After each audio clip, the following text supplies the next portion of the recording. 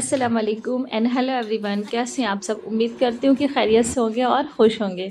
तो आज का व्लॉग हमारा जो है ना, वो 2 संडे का है। एक संडे में हमने बढ़िया बनाई थी, मतलब दाल से बनाई थी, और फिर दूसरे संडे में जो हमने और दूसरे काम किए थे, तो वो है। असल में हमें इसी संडे का आपके साथ अपना रूटीन शेयर करना था, लेकिन चूंकि हमने बढ़िया बनाई थी और ये वीडियो रखा हुआ था, हमने सोचा था कि जब हम इनको पकाएंगे ना आलू के साथ, तब आपके साथ शेयर करेंगे। लेकिन जब से ये तैयार हुई है तो हमें इसको पकाने का मौका ही नहीं मिला। तो इस व्लॉग में सोचा हमने आपके साथ शेयर कर ले, वरना फिर बारिश का मौसम आ जाएगा, अगर आप लोग बनाना चाहेंगे तो बना नहीं पाएंगे। तो इसलिए हमने अभी इसको आपके साथ शेयर कर दिया। अब जब इसको हम सालन में बनाएंगे ना, तब भी इंशाल्लाह वो रेसिपी आपके साथ शेयर करेंगे।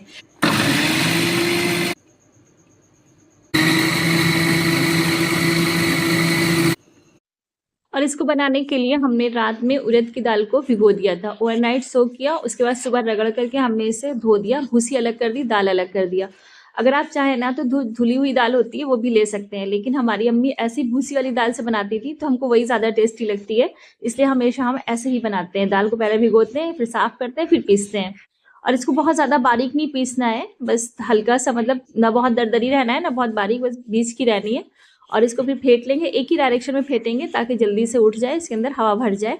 फिर इसको पानी में डाल के चेक कर लेंगे, वही अपना पुराना तरीका कि अगर ऊपर आ गया तो समझिए दाल हो गई, वरना फिर और फेंटेंगे। तो यहाँ पे हमारी दाल उठ गई थी, मतलब फिट गई थी। तो फिर हम इसको लेके छत पर आ गए और एक चादर बिछाकर, साफ चादर मेरी है जिस पर हम गेहूँ अपने फैलाते हैं, ये वही वाली है। तो उस पर हमने अपनी सारी बड़ियाँ डाल दी हैं।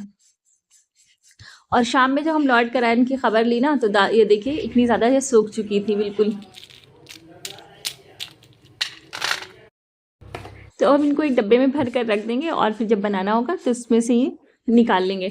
वैसे ये जो बढ़िया होती है ना, ये बरसात में या जब सब्ज़ी वगैरह ना हो, कुछ के बच्चे खाने को नहीं कुछ कह रहे हैं, तब बनाने में ज़्यादा सही लगती हैं। होता है ना कभी कभी ऐसा कि सब्ज़ी नहीं होती है और कुछ भी बनाने का समझ में नहीं आता है, तो इनको निकालो और मसाले बना लो, बहुत अच्छी सी एक डिश बनकर तैयार हो जाती है। फिर उसके बाद हमारे यहाँ कुछ कैरियाँ आई हुई थी, तो हमने सोचा इसका कुचला बना देते हैं। ये भी मेरी अम्मी की बहुत ही ख़ास डिश थी, मतलब अचार था उनका ये। वो ऐसे कट करके नहीं बनाती थी, बल्कि इसको सिल पर ना कुचल कर बनाती थी।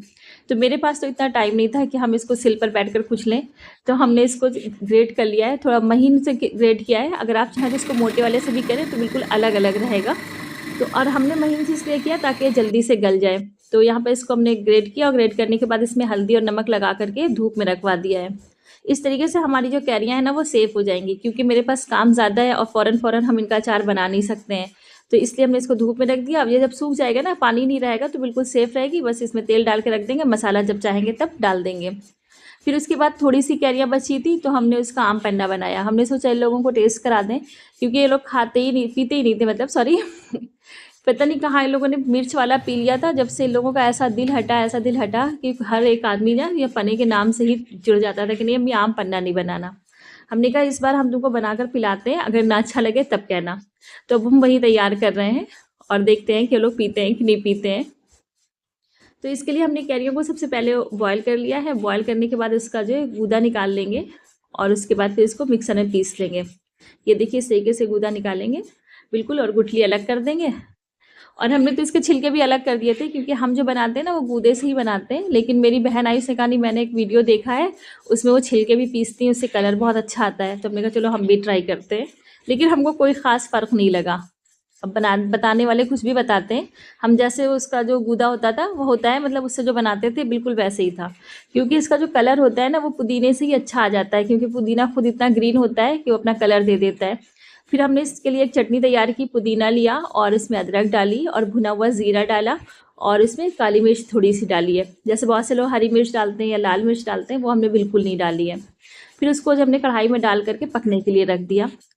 और फिर कुछ हमने टॉफ़ी ली है कच्चे आम की, चाहे पल्स हो या कुछ भी हो, वो लेकर के उसको हमने पीस कर एक किनारे रख दिया है।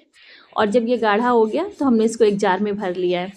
और फिर जब हम इसको जब मतलब सर्व करेंगे ना, तब इसमें हमने थोड़ी सी आइस डाली, आइस क्यूब्स डाले मतलब, और थोड़ी सी पुदीने की पत्ती और जो हमारा मतलब आम पन्ना था वो डाला, और थोड़ी सी जो हमने वो टॉफ़ी का चूरा बनाया था ना कच्चे आम का, वो डाल दिया। इससे टेस्ट बहुत अच्छा आता है।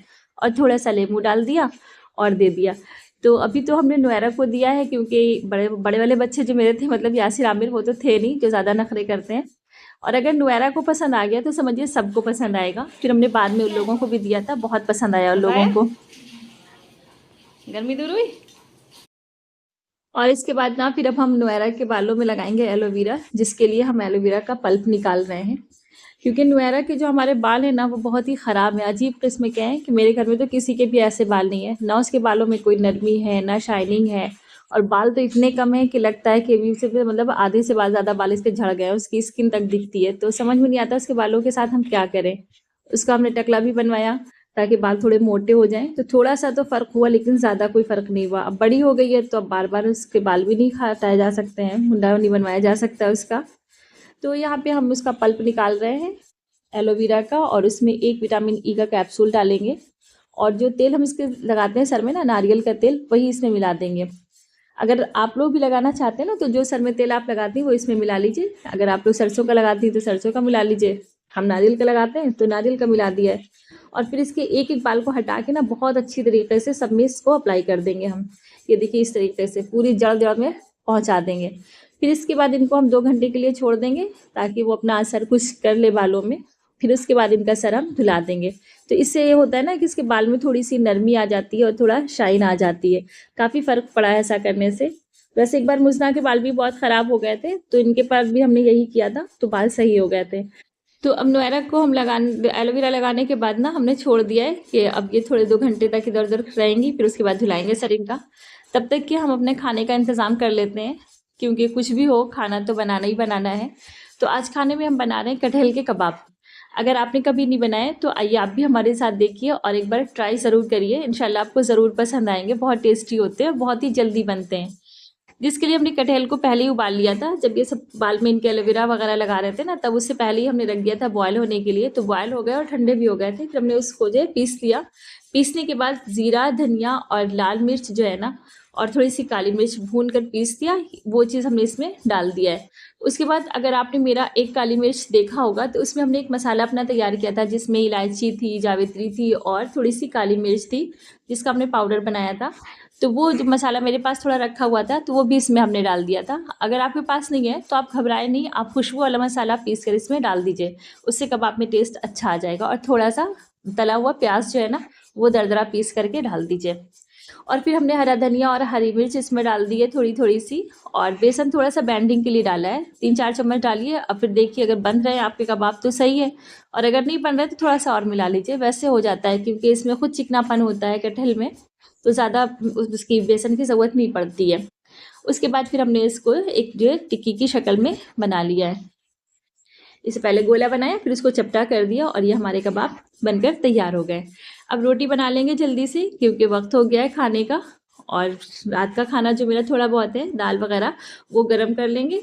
और फिर इसके बाद जो है हम अपने कबाब को फ्राई करेंगे, क्योंकि कबाब जो होते हैं ना वो गर्म ही गर्म अच्छे लगते हैं। अगर पहले से फ्राई करके रख दो तो फिर अच्छे नहीं लगते हैं खाने में, तो वो टेस्ट नहीं आता है।